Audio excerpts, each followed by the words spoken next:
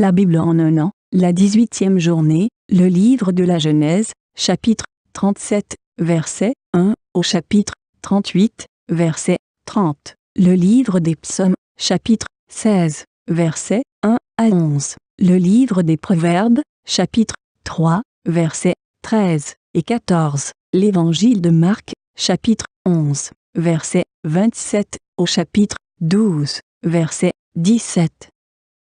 Genèse, chapitre 37. Jacob demeura dans le pays de Canaan, où avait séjourné son père. Voici la postérité de Jacob. Joseph, âgé de 17 ans, faisait paître le troupeau avec ses frères. Cet enfant était auprès des fils de Bila et des fils de Zilpa, femme de son père, et Joseph rapportait à leur père leurs mauvais propos. Israël aimait Joseph plus que tous ses autres fils, parce qu'il l'avait eu dans sa vieillesse, et il lui fit une tunique de plusieurs couleurs. Ses frères virent que leur père l'aimait plus que tous, et ils le prirent en haine. Ils ne pouvaient lui parler avec amitié.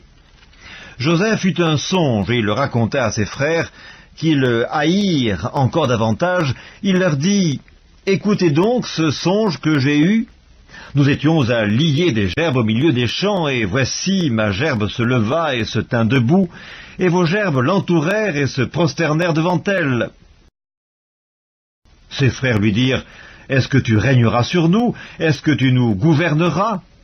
Et ils le haïrent encore davantage à cause de ses songes et à cause de ses paroles. Il eut encore un autre songe, et il le raconta à ses frères. Il dit, « J'ai eu encore un songe, et voici le soleil, la lune et 11 étoiles se prosternaient devant moi. » Il le raconta à son père et à ses frères. Son père le réprimanda et lui dit, « Que signifie ce songe que tu as eu ? Faut-il que nous venions, moi, ta mère et tes frères, nous prosterner en terre devant toi ?» Ses frères eurent de l'envie contre lui, mais son père garda le souvenir de ces choses. Les frères de Joseph étant allés à Sichem pour faire paître le troupeau de leur père, Israël dit à Joseph, « Tes frères ne font-ils pas paître le troupeau à Sichem? Viens, je veux t'envoyer vers eux. » Il répondit, « Me voici. » Israël lui dit, « Va, je te prie, et vois si tes frères sont en bonne santé, et si le troupeau est en bon état, et tu m'en rapporteras des nouvelles. » Il envoya ainsi de la vallée d'Hébron, et Joseph alla à Sichem. Un homme le rencontra, comme il errait dans les champs. Il le questionna en disant, « Que cherches-tu » Joseph répondit, « Je cherche mes frères, dis-moi, je te prie, où ils font paître leur troupeau. »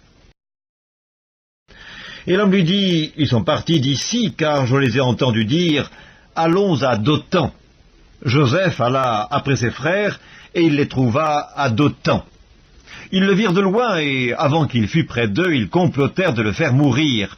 Ils se dirent l'un à l'autre, « Voici le faiseur de songes qui arrive, venez maintenant, tuons-le et jetons-le dans une des citernes.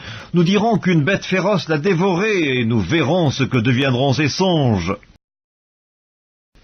Ruben entendit cela, et il le délivra de leurs mains. Il dit, « Ne lui ôtons pas la vie. » Ruben leur dit, « Ne répandez point de sang, jetez-le dans cette citerne qui est au désert, et ne mettez pas la main sur lui. » Il avait dessein de le délivrer de leurs mains, pour le faire retourner vers son père. Lorsque Joseph fut arrivé auprès de ses frères, ils le dépouillèrent de sa tunique, de la tunique de plusieurs couleurs qu'il avait sur lui. Ils le prirent et ils le jetèrent dans la citerne. Cette citerne était vide, il n'y avait point d'eau. Ils s'assirent ensuite pour manger. Ayant levé les yeux, ils virent une caravane d'Ismaélites venant de Galaad. Leurs chameaux étaient chargés d'aromates, de baume et de myrrhe qu'ils transportaient en Égypte. Alors Juda dit à ses frères, « Que gagnerons-nous à tuer notre frère et à cacher son sang ? Venez, vendons-le aux Ismaélites, et ne mettons pas la main sur lui, car il est notre frère, notre chair. » Et ses frères l'écoutèrent. Au passage des marchands madianites, ils tirèrent et firent remonter Joseph hors de la citerne, et ils le vendirent pour 20 cycles d'argent aux Ismaélites, qui l'emmenèrent en Égypte. Ruben revint à la citerne, et voici, Joseph n'était plus dans la citerne. Il déchira ses vêtements, retourna vers ses frères et dit, « L'enfant n'y est plus. » et moi, où irai-je »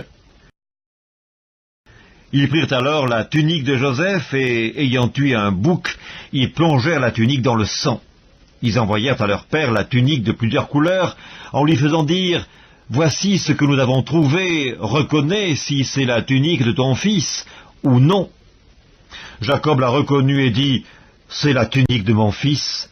Une bête féroce l'a dévorée, Joseph a été mis en pièces. » Il déchira ses vêtements, il mit un sac sur ses reins, et il porta longtemps le deuil de son fils. Tous ses fils et toutes ses filles vinrent pour le consoler, mais il ne voulut point recevoir aucune consolation. Il disait « C'est en pleurant que je descendrai vers mon fils, au séjour des morts. » Et il pleurait son fils. Les Madianites le vendirent en Égypte à Potiphar, officier de Pharaon, chef des gardes. Livre de la Genèse, chapitre 38. En ce temps-là, Juda s'éloigna de ses frères et se retira vers un homme d'Adulam nommé Hira. Là, Juda vit la fille d'un Cananéen nommé Shua. Il la prit pour femme et alla vers elle. Elle devint enceinte et enfanta un fils qu'elle appela Er. Elle devint encore enceinte et enfanta un fils qu'elle appela Onan. Elle enfanta de nouveau un fils qu'elle appela Shéla. Juda était à Dzib quand elle l'enfanta. Juda prit pour Er, son premier-né, une femme nommée Tamar. Er, premier-né de Juda, était méchant aux yeux de l'Éternel, et l'Éternel le fit mourir. Alors Juda dit à Onan, « Va vers la femme de ton frère, prends-la comme beau-frère, et suscite une postérité à ton frère. » Onan, sachant que cette postérité ne serait pas à lui, se souillait à terre lorsqu'il allait vers la femme de son frère, afin de ne pas donner de postérité à son frère. Ce qu'il faisait déplut à l'Éternel, qui le fit aussi mourir. Alors Juda dit à Tamar, sa belle-fille, « Demeure veuve dans la maison de ton père jusqu'à ce que Shéla, mon fils, soit grand. » Il parlait ainsi dans la crainte que Shéla ne mourût comme ses frères. Tamar s'en alla et elle habita dans la maison de son père. Les jours s'écoulèrent et la fille de Shua, femme de Juda, mourut. Lorsque Juda fut consolé, il monta à Timna, vers ce qui tondait ses brebis, lui et son ami Hira, l'Adulamite. On en informa Tamar et on lui dit, « Voici ton beau-père qui monte à Timna pour tondre ses brebis. » Alors elle ôta ses habits de veuve, elle se couvrit d'un voile et s'enveloppa, et elle s'assit à l'entrée d'Énaïm, sur le chemin de Timna, car elle voyait que Shéla était devenu grand, et qu'elle ne lui était point donnée pour femme. Juda la vit et la prit pour une prostituée, parce qu'elle avait couvert son visage. Il l'aborda sur le chemin et lui dit, « Laisse-moi aller vers toi », car il ne connut pas que c'était sa belle-fille. Elle dit, « Que me donneras-tu pour venir vers moi ?» Il répondit, « Je t'enverrai un chevreau de mon troupeau. » Elle dit, « Me donneras-tu un gage jusqu'à ce que tu l'envoies ?» Il répondit, « Quel gage te donnerai-je » Elle lui dit, « Ton cachet, ton cordon et le bâton que tu as à la main. » Il les lui donna. Puis elle alla vers elle, et elle devint enceinte de lui. Elle se leva et elle s'en alla, elle ôta son voile, et elle remit ses habits de veuve. Juda envoya le chevreau par son ami l'Adulamite pour retirer le gage des mains de la femme, mais il ne la trouva point. Il interrogea les gens du lieu en disant, « Où est donc cette prostituée qui se tenait à Énaïm sur le chemin ?» Ils répondirent, « Il n'y a point eu ici de prostituée. » Il retourna auprès de Juda et dit, « Je ne l'ai pas trouvée, même les gens du lieu ont dit, « Il n'y a point eu ici de prostituée. » Juda dit, « Qu'elle garde donc ce qu'elle a, ne nous exposons pas au mépris. Voici, j'ai envoyé ce chevreau, et tu ne l'as pas trouvé. » Environ 3 mois après, on vint dire à Juda, « Tamar, ta belle-fille, s'est prostituée, et même la voilà enceinte à la suite de sa prostitution. » Et Juda dit, « Faites-la sortir et qu'elle soit brûlée. » Comme on l'amenait dehors, elle fit dire à son beau-père, « C'est de l'homme à qui ces choses appartiennent que je suis enceinte. Reconnais, je te prie, à qui sont ce cachet, ces cordons et ce bâton. » Juda les reconnut et dit, « Elle est moins coupable que moi, puisque je ne l'ai pas donnée à Shéla mon fils, et il ne la connut plus. » Quand elle fut au moment d'accoucher, voici, il y avait 2 jumeaux dans son ventre, et pendant l'accouchement, il y en eut un qui présenta la main. La sage-femme la prit et y attacha un fil cramoisi en disant « Celui-ci sort le premier ». Mais il retira la main et son frère sortit. Alors la sage-femme dit « Quelle brèche tu as faite ?» Et elle lui donna le nom de Péretz. Ensuite sortit son frère qui avait à la main le fil cramoisi, et on lui donna le nom de Zérak. Psaume 16. Hymne de David. Garde-moi, ô Dieu, car je cherche en toi mon refuge. Je dis à l'Éternel, tu es mon Seigneur, tu es mon souverain bien. Les saints qui sont dans le pays, les hommes pieux, sont l'objet de toute mon affection. On multiplie les idoles, on court après les dieux étrangers, je ne répands pas leur libation de sang, je ne mets pas leur nom sur mes lèvres. L'Éternel est mon partage et mon calice, c'est toi qui m'assures mon lot. Un héritage délicieux m'est échu, une belle possession m'est accordée. Je bénis l'Éternel mon conseiller, la nuit même mon cœur m'exhorte. J'ai constamment l'Éternel sous mes yeux, quand il est à ma droite, je ne chancelle pas. Aussi mon cœur est dans la joie, mon esprit dans l'allégresse, et mon corps repose en sécurité, car tu ne livreras pas mon âme au séjour des morts, tu ne permettras pas que ton bien-aimé voie la corruption. Tu me feras connaître le sentier de la vie, il y a d'abondantes joies devant ta face, des délices éternels à ta droite.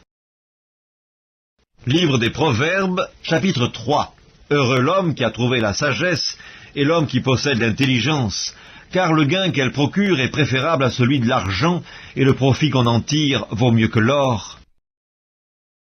Marc, chapitre 11.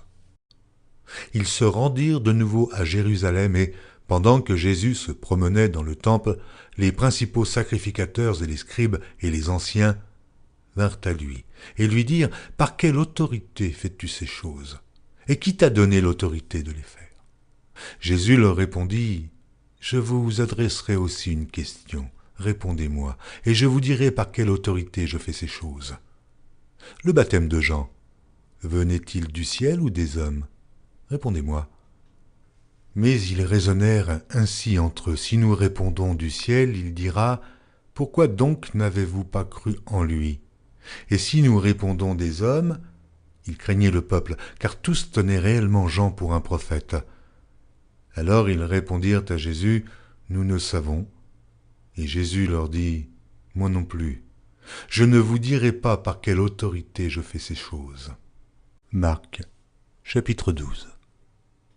Jésus se mit ensuite à leur parler en parabole. Un homme planta une vigne. Il l'entoura d'une haie, creusa un pressoir et bâtit une tour. Puis il la ferma à des vignerons et quitta le pays. Au temps de la récolte, il envoya un serviteur vers les vignerons pour recevoir d'eux une part du produit de la vigne. S'étant saisis de lui, ils le battirent et le renvoyèrent à vide. Il envoya de nouveau vers eux un autre serviteur. Ils le frappèrent à la tête et l'outragèrent. Il en envoya un troisième qu'ils tuèrent, puis plusieurs autres qu'ils battirent ou tuèrent. Il avait encore un fils bien-aimé. Il l'envoya vers eux, le dernier, en disant « Ils auront du respect pour mon fils. » Mais ces vignerons dirent entre eux « Voici l'héritier, venez, tuons-le, et l'héritage sera à nous. » Et ils se saisirent de lui, le tuèrent et le jetèrent hors de la vigne. Maintenant, que fera le maître de la vigne?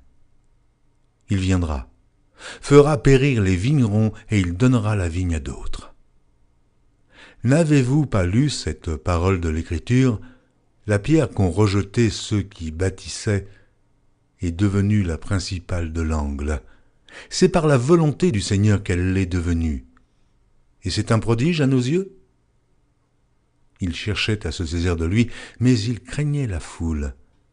Ils avaient compris que c'était pour eux que Jésus avait dit cette parabole, et ils le quittèrent et s'en allèrent. Ils envoyèrent auprès de Jésus quelques-uns des pharisiens et des hérodiens, afin de le surprendre par ses propres paroles. Et ils vinrent lui dire, « Maître, nous savons que tu es vrai, et tu ne t'inquiètes de personne, car tu ne regardes pas à l'apparence des hommes, et tu enseignes la voie de Dieu selon la vérité. Est-il permis ou non de payer le tribut à César? Devons-nous payer ou ne pas payer? Jésus, connaissant leur hypocrisie, leur répondit, « Pourquoi me tentez-vous? Apportez-moi un denier afin que je le voie. » Ils en apportèrent un, et Jésus leur demanda de qui sont cette effigie et cette inscription. « De César, lui répondirent-ils. Alors il leur dit, « Rendez à César ce qui est à César, et à Dieu ce qui est à Dieu. » Et ils furent à son égard dans l'étonnement.